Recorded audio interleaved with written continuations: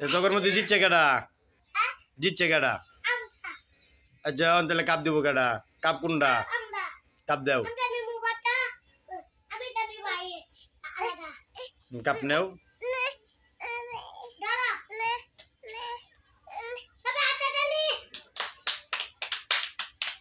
এটা কি যারা জিতছে করে দিলা?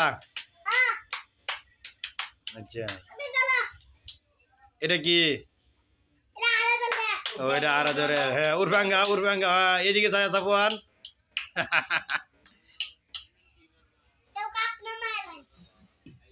পরে আর কি দিছ খেলার মধ্যে? আর কি রাখছ?